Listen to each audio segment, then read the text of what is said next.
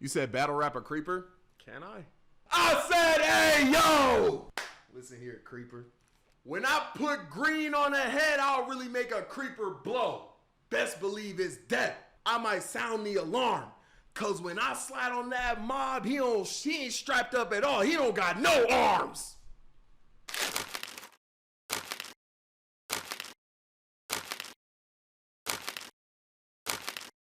And today we got Game Theory, the mystery of Minecraft's haunted discs. You guys absolutely loved the Game Theory Minecraft videos, and I actually really enjoyed watching it. So I figured we might as well just continue this thing. I don't know if this is going to be a daily thing. I don't know if it's going to be an every other day thing. I don't know. I post 4 reactions a day, so I can definitely afford to watch one of these a day. But we'll see. We'll just see how the series goes. But I'm really liking these, so you already know the vibes. Let's just get straight into this. 1 curse, 3 push-ups. Be sure to check out my other channels. And when you check out SXY, type in Stan X Yoyo and not SXY. Also, I'm playing Minecraft on my gaming channel if you ever want to watch me play that. Let's go ahead and just get this. The beginning, there's been one mystery long unanswered in the world of Minecraft. Talk to me. One That did not make me jump. It was just loud. set of game designed to Stop doing that. decisions so creepy, so disturbing that they feel like they come from a completely different game. It's a riddle that, once solved, Okay!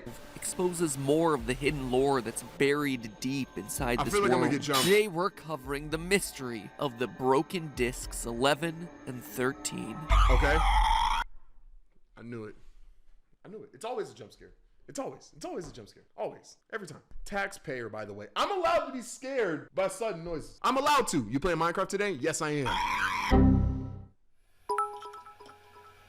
Yo-yo, please don't breath too hard. I want my house to stay up. All right. Hello, Internet! Welcome to Game Let me Theory! Can you dig it? So, last Minecraft episode, we started an epic quest. Well, everyone else gets to play around with their giant meatballs and deadly skyboxes. Here we are doing the important work, solving the hidden lore that's buried inside this game. Because it is there. I started to prove that last time, and it is just... The thing is, like, I didn't know the lore was this deep, because, like, I didn't believe this. I didn't believe the Enderman thing, but everything he said made complete sense. So my thing is, where do you find the straws to grasp?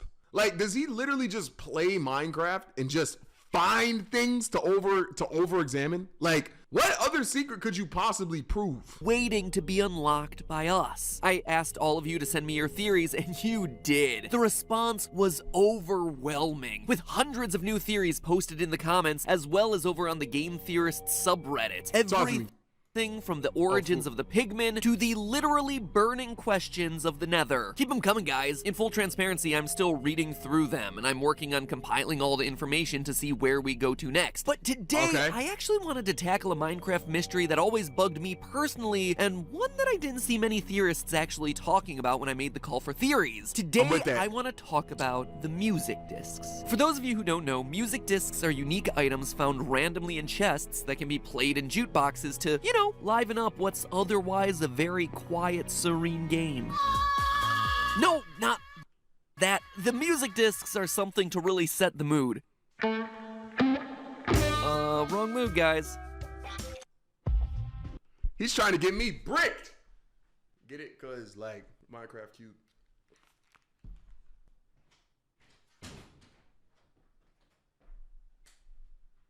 You said airball? For sure. First time chatter, question marks. Spray yourself. You know what, man? As a matter of fact, no, that was a good joke. I don't deserve to spray yet. Perfect. These discs can also be dropped by creepers. Grown man who plays games for 10-year-olds and pays taxes. When you put it like that, god dang, bro. Get killed by arrows shot from either a skeleton or a stray. It's an odd spawn mechanic, but all right, we'll just go with it. Okay. Let that beat drop, creeper. Literally, creeper, let it drop. You don't even have hands. How can you be holding this thing in the first place? Other than that, though, there's really no other way to obtain them. They can't be crafted, after all. Now, all of that isn't particularly interesting, right? But where this goes from just being another item to a full-on gaming creepypasta is right here. Discs 11 and 13. You see, most music discs in the game have fairly innocuous names in music, like Blocks, Okay. Mall, and Cat.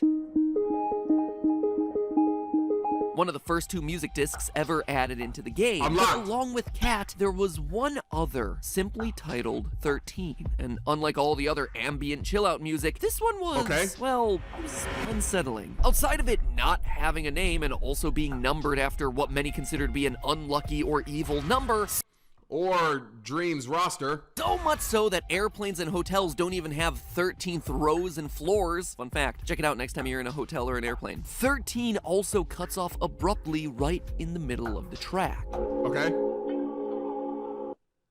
And when it comes back, how are you supposed to solve that? I know he's going to in the video, but how is the average person supposed to get this information? We're suddenly hit with echoey, otherworldly noises, leading many people to assume that this was a record left by the alien-like Endermen. But then the mystery got even deeper. When version 1.0.0 came out, 9 more music tracks were added to the game, with yet another disc going unnamed. This time, it was disc 11. And where number 13 was mildly unsettling, 11 outright screams to us that we're not in the overworld anymore, friends. Starting right off the bat with desperate running, heavy breathing, and coughing. And here all along, what am I supposed to do with that? How am I supposed to? I'm 12! How am I supposed to figure that out? How am I supposed to get the lore on that? Yo-Yo when he's on a jog. 12 centuries. Minecraft was for kids. Can you imagine finding this as a child playing this game, putting it on the jukebox, being excited to hear what you just found, and then what? You suffer from PTSD because of what you hear. Actually, I probably don't even have to ask you to imagine this sort of thing. I'm sure many of you watching probably had that exact same experience when you were playing the game as a kid. No, because I'm not good at the game. I can't get far. Like, I have 4 episodes out, and I've only ever experienced iron. And every single time I get stuff, I lose it immediately afterwards. So, no, I don't even think I would have gotten there, to be honest. What's good, Achilles? Bring in the cuboidal nightmares. I fear no man, but that thing.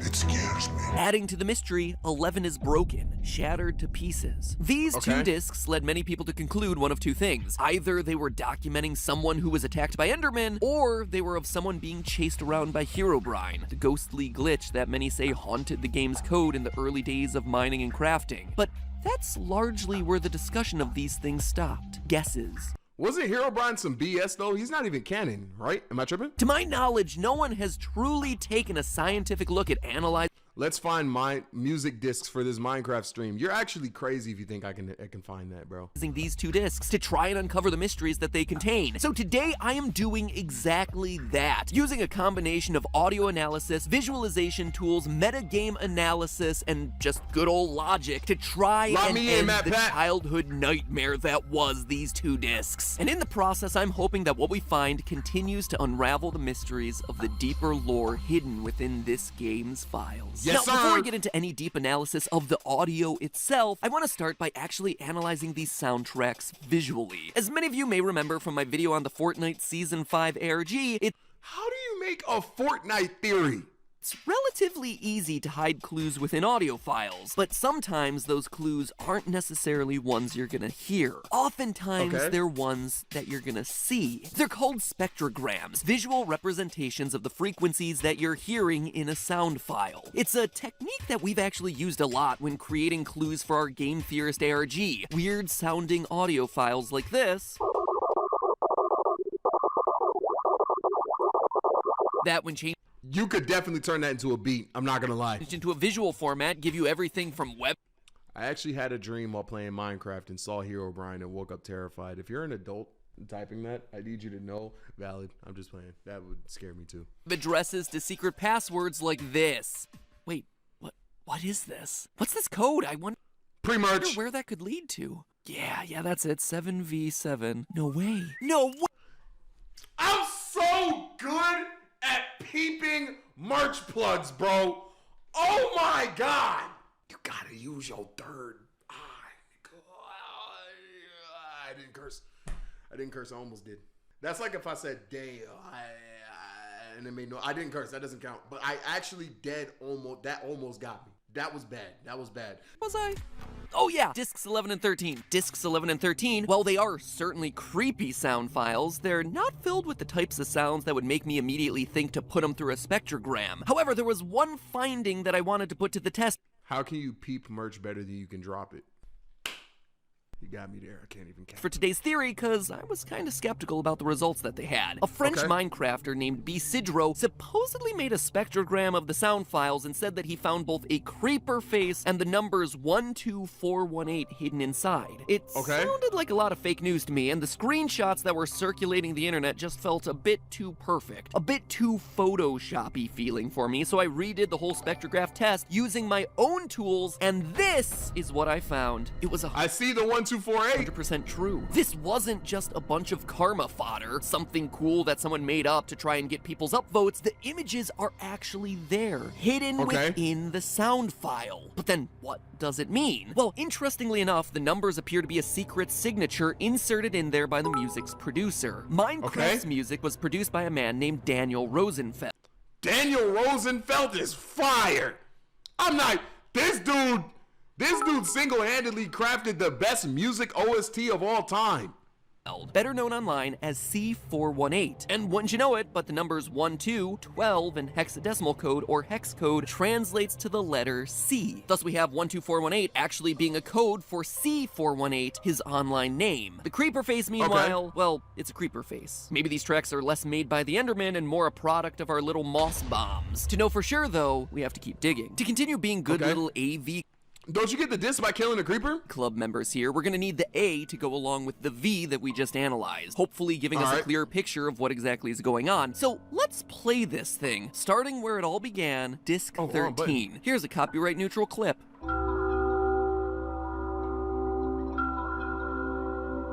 Okay, so obviously this takes place in a cave. We have sounds that are echoing, reverberating, with wet dripping sounds and See, that's where I would have failed. I wouldn't have gotten that. Like, I just can't, like, my brain doesn't go there. But we don't just have to speculate about this. What we're hearing in disc 13 are very clearly cave ambient sounds. The ones specifically programmed into the game to play when you're in a dark, eerie, underground place. Here's a moment from disc 13.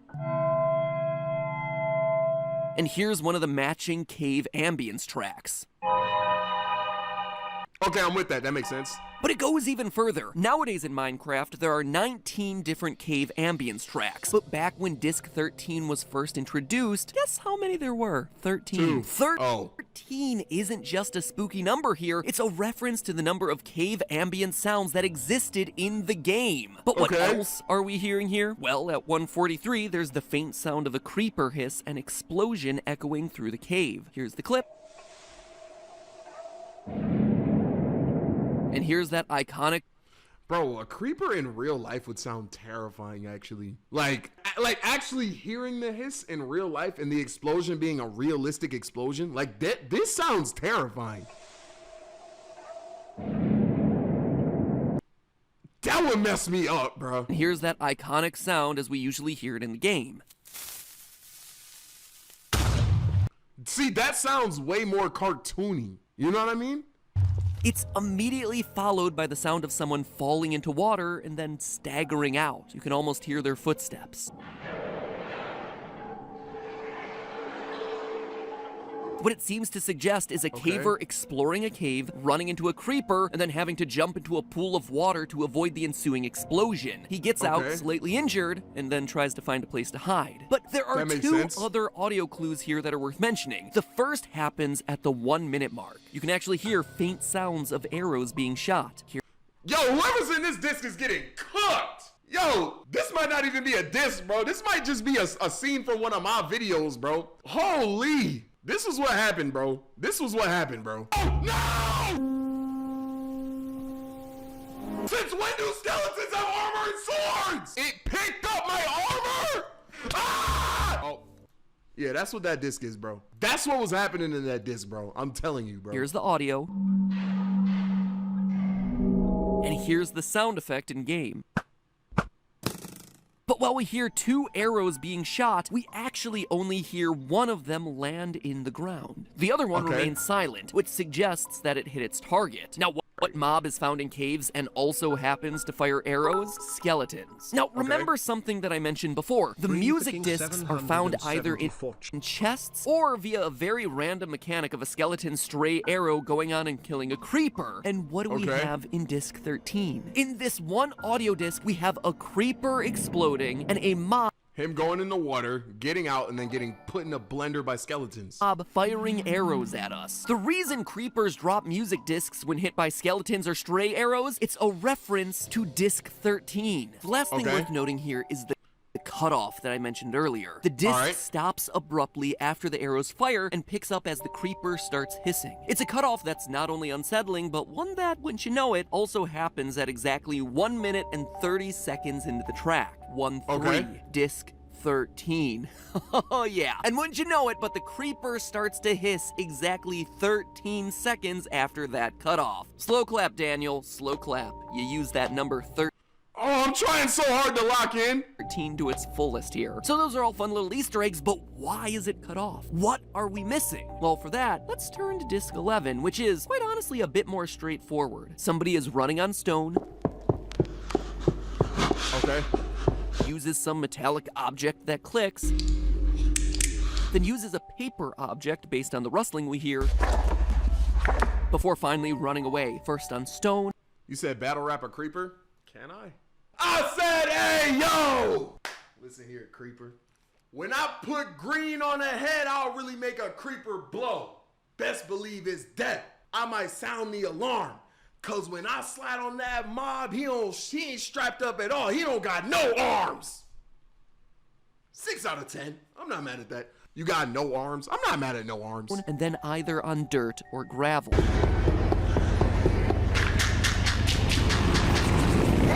Throughout the audio, though, we have a disturbing addition. Coughing and heavy breathing. Human coughing. That's the beginning of 11? Sounds Or the broken one? that feel very out of place in our perfect little block world. And then it just cuts off. No work. Yo, Minecraft with like realistic sounds would be crazy, actually. Like if the zombies actually sounded like zombies. If you getting hurt actually sounded like you getting hurt. Like if you getting stuck by an arrow actually sounded like that. That would make the game crazy. There's a mod for it? No. Minecraft is actually a terrifying game. Words, no music, no explanation. Just cuts off at the 1 minute and 11 mark. 1 minute and 11 seconds. You don't get a second slow clap. But seriously, it's no wonder these things became a creepypasta in their own right. To throw something like this into a game that has a massive audience of 9-year-olds, and suddenly this becomes a complete horror show. Even as an adult, this feels like it belongs more in my creepy film theory episodes than in the realm of Diamond Minecart and Captain Sparkles. But okay, let's start working on identifying some of those mysterious sounds. It turns out that the easiest way to narrow down what we're actually hearing isn't audio analysis, it's game analysis. We know the metallic clicking has to be flint and steel by process of elimination. Disc 11 was officially added as a music disc on July 30th, 2010. Other metallic objects were actually added later, like the compass, which was introduced later that year in September, whereas flint and steel has been present in the game before it even had a numbering system. The same is true for the paper object. It can't be a map since maps didn't appear in the game until much later, April 27th, 2011, a full year after the disc was introduced, meaning that our caver would have to be using either paper or a book of some form. So he lights himself a fire and presumably starts writing on the paper or book, almost as if he's keeping a journal. And wouldn't you know it, but throughout Minecraft's extended lore, we have ourselves multiple instances of historians who document their findings in this world via journal of some sort. You find journals in there? Last episode on Enderman, for instance, talked a lot about the Mob Bestiary, which was one such book written from the perspective of an explorer in this world. And more recently, in July of 2019, we got ourselves Minecraft The Lost Journal. Bro, is this Minecraft or Five Nights at Freddy's, bro? A novel which literally has ripped, torn... Oh, y'all think I should play Minecraft story mode?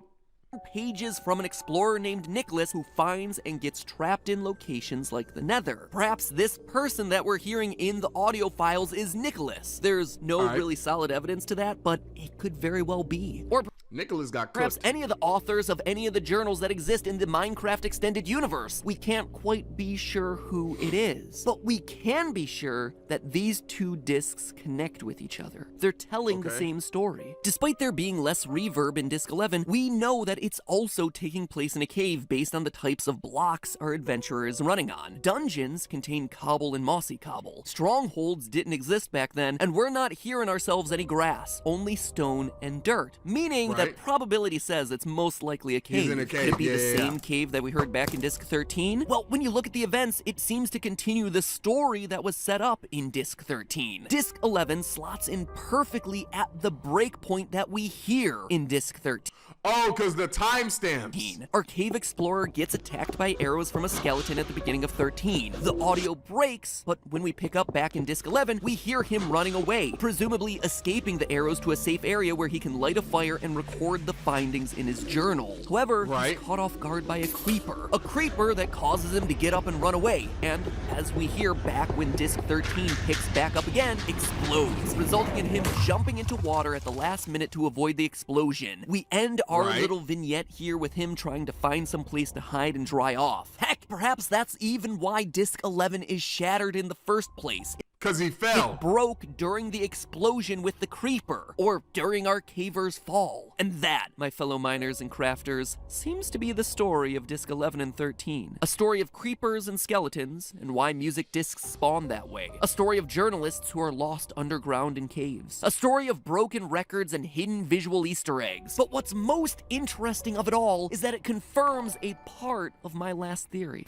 Because, there were the people. Belief that there was an ancient civilization of builders present here in these games before we arrived. People who came before us. No, these discs weren't created by Endermen, but perhaps more unsettling, they were made by men, humans, who aren't here any longer. A race of people who tried to explore, document, and understand the mysteries of this world, but didn't survive long enough to pass their knowledge on to us. Their journals are lost. Their records are broken. Their structures are left empty.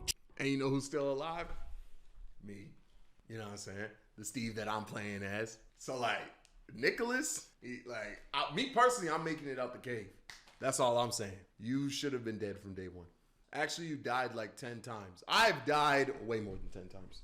Significantly more. Sure, Discs 11 and 13 might not be as creepy as we once believed them to be when we were younger playing this game, but they allude to something. They tell a story. Much more dire, an existential dread. This cave explorer is gone, without a trace. We know. There's documented proof of him getting cooked. His people are gone, vanished into thin air, and now we're here, alone, and putting together the lost pieces of this civilization. Could the same thing that happened to them happen to us? But hey, that's just a theory. A game theory. Thanks for watching. Real. Okay, so basically, I'm going to try to summarize the video after I watched them just to prove to y'all that I paid attention. Disc 13, at first it was just a disc that was fully one and then a broken disc. And then he basically took the time slot of both of them, put them in one. It was a dude running through a cave. He got cooked by some skeletons, hid, got blown up by a creeper, jumped out, and he's just kind of proving his earlier video that there are people who are smart and that they're journaling and writing stuff down. Boom, W listener. Hey man, that's gonna be the video. I hope you guys like it. I'll catch you guys in the next one. I hope you guys continue to like this series. I'm gonna keep watching it if y'all keep watching it. So you already know the vibe. I'll catch you on the next one, bro.